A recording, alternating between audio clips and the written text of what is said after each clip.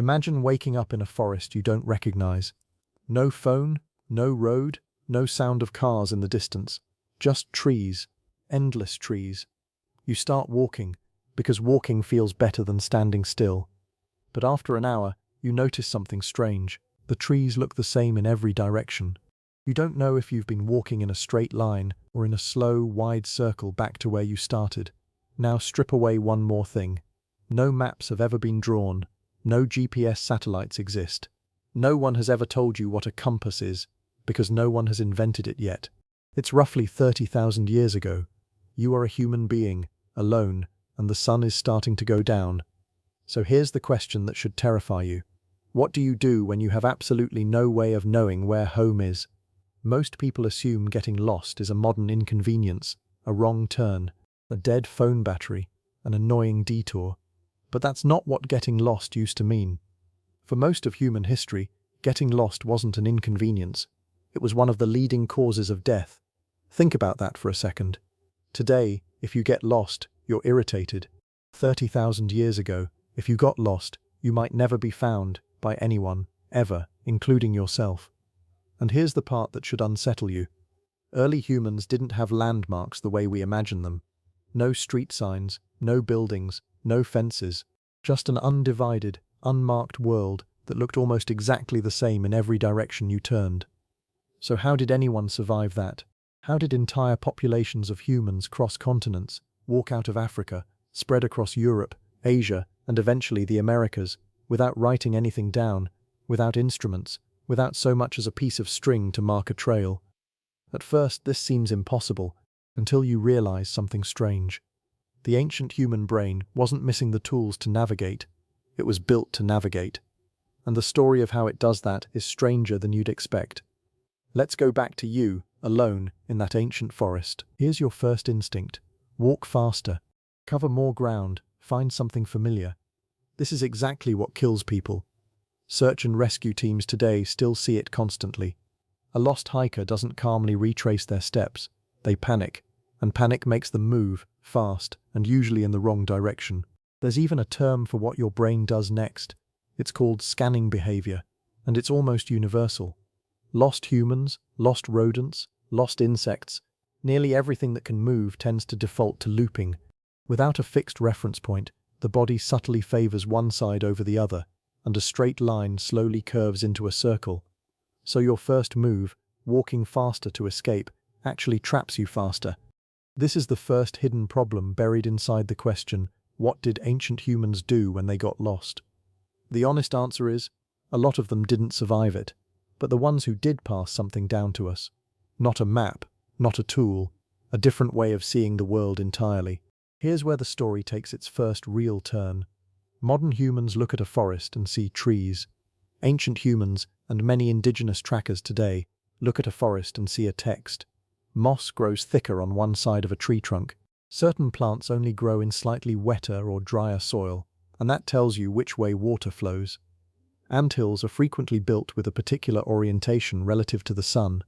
Wind-bent grass holds the memory of yesterday's weather. Even the way snow melts unevenly on a hillside can quietly reveal which direction is south. None of this knowledge was written in a book.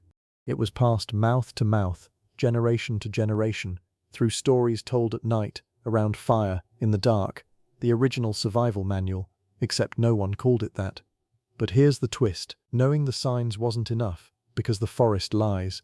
Clouds move, moss patterns vary by region. A single fallen tree can throw off every rule you thought you understood. So if ancient humans couldn't trust any single clue, what did they trust instead? Look up. This is the moment ancient humans figured out something that changes everything. The ground shifts, trees fall, rivers move, landmarks erode, burn, or wash away. But the sun rises in roughly the same direction every single day. The stars rotate in predictable patterns every single night. The moon swells and shrinks on a schedule that doesn't care what continent you're standing on. The earth is unreliable. The sky is not. This single realization may be one of the most important survival discoveries in human history, and it rarely gets the credit it deserves. Ancient peoples across wildly different continents, separated by oceans, with no contact with one another, independently arrived at the same conclusion. Track the sky, and you will never be fully lost. Polynesian navigators, centuries later, would take this to an almost unbelievably extreme, crossing thousands of miles of open Pacific Ocean using nothing but the position of specific stars, the direction of swells beneath their canoes, and the flight patterns of birds. No compass, no written charts, just memorized sky paths passed down as oral knowledge, so precise it could guide a person to an island smaller than a city block, sitting alone in millions of square miles of ocean. But you don't need an ocean for this same principle to apply. Even one lone human, lost in an Ice Age forest, could use the same trick. Watch where the sun rises, remember it, walk consistently relative to it, instead of relative to ground clues that constantly change. Suddenly, a hopeless wandering becomes something else, a direction. But this raises a far bigger question. Here's where most people get the story wrong. They assume the trick to ancient navigation was clever sky reading. But that's only half of it, and arguably the less important half, because reading the sky requires something far more fundamental. Memory.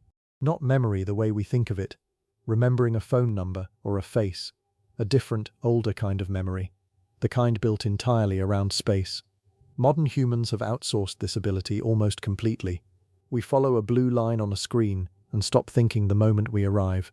Researchers have actually studied this effect directly, and the conclusion is unsettling. Heavy reliance on GPS appears to correlate with a measurable decline in the brain's own spatial mapping ability over time. Ancient humans had no such crutch.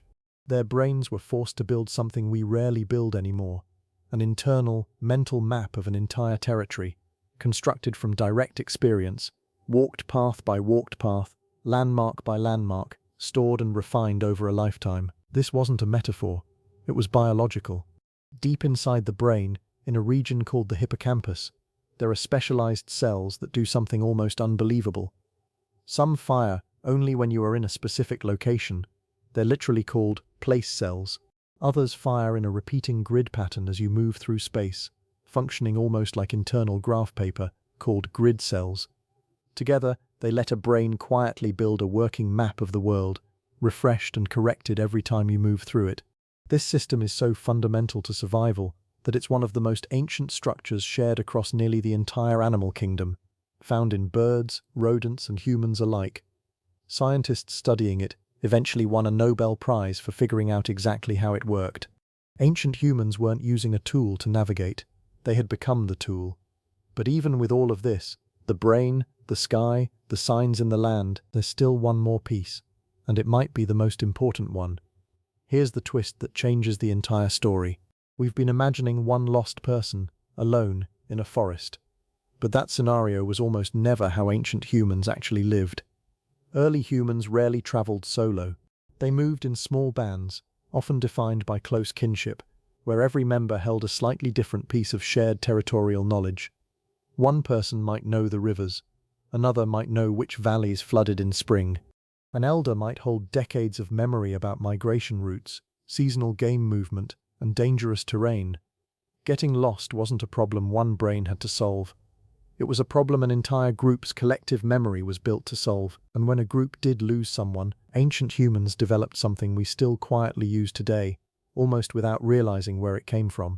A near-universal instinct that the lost person should stop moving and let themselves be found, while the group methodically retraces known paths outward from the last shared location. This is the literal foundation of every modern search and rescue protocol on Earth. It isn't a clever modern invention. It's an ancient survival instinct, formalized. But this still leaves the most unsettling question of all sitting quietly underneath the entire story. Some early humans didn't have a band nearby. Some were separated during a hunt, caught in a sudden storm, or simply wandered farther than anyone realized until it was too late. For them, none of this, the sky, the moss, the place cells, the group's memory, was a guarantee.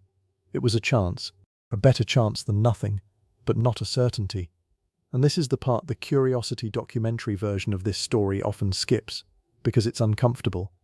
A meaningful percentage of early humans who got seriously lost simply did not come back. Their disappearance is one of the quiet, invisible forces shaping our evolution, because the humans who did survive being lost, the ones with sharper spatial memory, better sky-reading instinct, calmer panic responses, stronger pattern recognition for land and signs, were more likely to live long enough to pass those exact traits forward. In other words, every single person reading or watching this right now is descended from humans who were unusually good at not staying lost. That instinct that makes you instantly anxious the moment you don't recognize your surroundings, that tightening feeling in your chest the second a familiar road suddenly looks wrong, that isn't an overreaction. That's tens of thousands of years of selection pressure, quietly still running in the background of your nervous system. Here's where the story zooms out and the real shape of it finally becomes visible. Every solution ancient humans found to being lost shares one underlying idea. When the immediate environment can't be trusted, look for the thing that doesn't change. The forest changes, the sky doesn't. A single landmark can vanish. A pattern, repeated across a lifetime, doesn't. One person's memory can fail. A group's shared memory, distributed across many minds, rarely does. This isn't only a story about ancient navigation. It's the same exact strategy humans still use, almost unconsciously, in completely different parts of modern life. When we're uncertain about a decision, we instinctively search for principles that feel more stable than the immediate moment. A long-held value, a pattern from past experience, advice from someone with more history in a situation than we have. Getting lost, it turns out, was never just a geographic problem. It was the first version of a much older question every human eventually faces. What do you hold on to when the thing right in front of you can't be trusted? Ancient humans answered that question by looking up, building memory, and relying on each other. And somehow, that answer never really stopped applying. So let's go back to you, standing in that ancient forest, the sun lowering, no path, no landmark you trust anymore. You now know what your ancient ancestors knew. Don't run. Running is panic disguised as progress. Find the sun, or, if it's gone, find the patterns the sky still holds even at night. The same stars that haven't moved relative to each other for thousands of years. Build a mental thread back to where you started, one remembered landmark at a time, instead of trusting your legs to simply feel the right direction. And if you're with anyone else, stay near them, because the group's memory was always stronger than any single mind. This is what tens of thousands of years of being lost, and occasionally not surviving it, eventually taught our species. Not a single trick, a layered system. Sky, memory, land reading, and each other. Built slowly, generation after generation, by the people who made it back.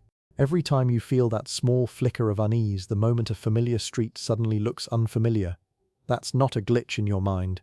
That's an inheritance, a warning system, built by thousands of years of people who got lost before you did, refined by every one of them who found their way back, and quietly handed down until it became the nervous system you're using right now. You've never actually been as lost as you think. Some part of you has always still been looking up,